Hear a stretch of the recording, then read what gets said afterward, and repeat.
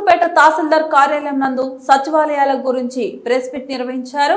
గ్రామ వార్డు సచివాలయాలలో పనిచేస్తున్న కార్యనిర్వాహకులను ప్రభుత్వం వర్గాలుగా వర్గీకరించి వార్డు సెక్రటరీగా నమూనా పరచడానికి ఏపీ సేవా పోస్టులలో ఒక నిబంధన ప్రకటించామని తహసీల్దార్ కృష్ణ ప్రసాద్ అన్నారు. ఈ సందర్భంగా రెవెన్యూ కార్యాలయంలో మీడియా సమావేశం మాట్లాడుతూ ప్రభుత్వం విడుదల చేసిన జీవో MS-4 ప్రకారం ఇందుకూరుపేట మండలానికి సంబంధించిన 18 వార్డు సచివాలయంలను ప్రతి 2 సచివాలయం ఒక క్లస్టర్ గా ఏర్పాటు చేసి మొత్తం 9 క్లస్టర్లుగా ఏర్పాటు చేసి ప్రధానంగా ఒక సచివాలయంలో విలేజ్ సర్వేను మరి ఒక సచివాలయంలో విలేజ్ రెవెన్యూ ఆఫీసర్ ANM అధికారుల ద్వారా ప్రజలకు అందుబాటులో ఏర్పాటు చేస్తామని మిగిలి ఉన్న రెవెన్యూ ఆఫీసర్లను మరి ఇంకొక డిపార్ట్మెంట్ లో వినియోగించుకోవడం జరుగుతుందని తెలిపారు. ప్రభుత్వ సేవలు మండల ప్రజలందరూ వినియోగించుకోవాలని ఇందుకూరుపేట మండల తహసీల్దార్ మీడియా ముఖంగా తెలిపారు. ఏర్పాటు చేస్తున్నారు. అంటే ప్రతి 2 సచివాలయాలకి ఒక క్లస్టర్ ఏర్పాటు జరిగింది.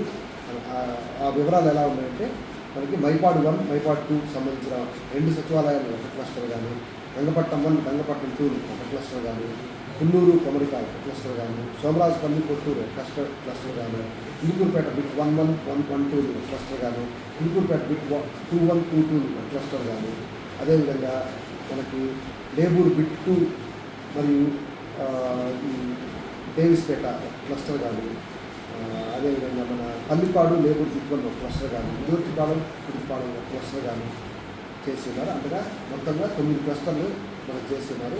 ఫంక్షనరీస్లు కూడా ఎసెన్షియల్ ఫంక్షనరీస్గా మళ్ళీ కొన్ని ఆల్టర్నేట్ ఫంక్షనరీస్ కొన్ని మార్పులు చేసి ఉన్నారు.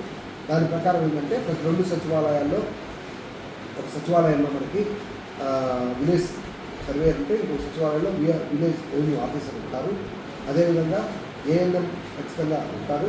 అదేవిధంగా ఎనర్జీ అసిస్టెంట్, తర్వాత ఇంజనీరింగ్ అసిస్టెంట్, వాళ్ళిద్దరిలో ఒక రిసోర్స్ ఒక దగ్గర ఉంటే ఇంకొక రిసోర్స్ ఇంకో దగ్గర ఉండేలాగా ప్రభుత్వం వారు ఫంక్షనరీస్ని కూడా రీస్ట్రక్చర్ చేసి జీవోల నుండి తెలియజేస్తున్నారు. ఆ జీవో ప్రకారం మనకి ప్రతి సచివాలయం వారీగా చూస్తే సచివాలయంలో ఉన్న 10-11 పోస్టుల్లో మనకి 5 పోస్టులు లేదా 4 పోస్టులు మాత్రమే మనకి కంటిన్యూ అవబోతున్నాయి.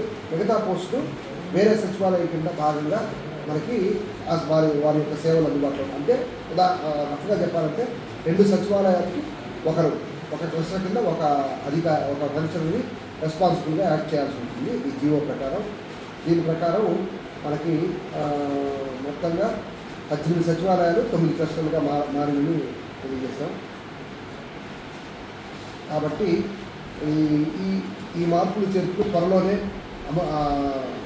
ఇంప్లిమెంట్ కాబోతున్నాయి. కాబట్టి ఇంప్లిమెంట్ అయిన తర్వాత మనం ఎవరైతే ఏ సచివాలయంలో ఏ ఫంక్షన్ అయితే మిగులుతాడో వారికి అడిషనల్ రెస్పాన్సిబిలిటీస్ అనేది కూడా అవసరాన్ని బట్టి కేటాయించవలసి ఉంటుంది. అనగా ఒక సచివాలయంలో VRO ఉండొచ్చు, అదే సచివాలయంలో VS ఉండదు.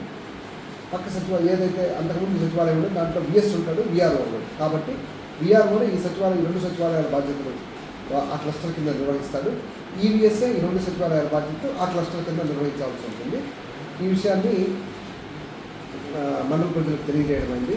కాబట్టి అందరూ కూడా రాను ఈ మార్పులు చేర్పుల్ని గుర్తించి మీ అవసరాలకు తగ్గట్టుగా మీ ప్రభుత్వ సేవలు పొందగలరని కోరుకుంటున్నాను.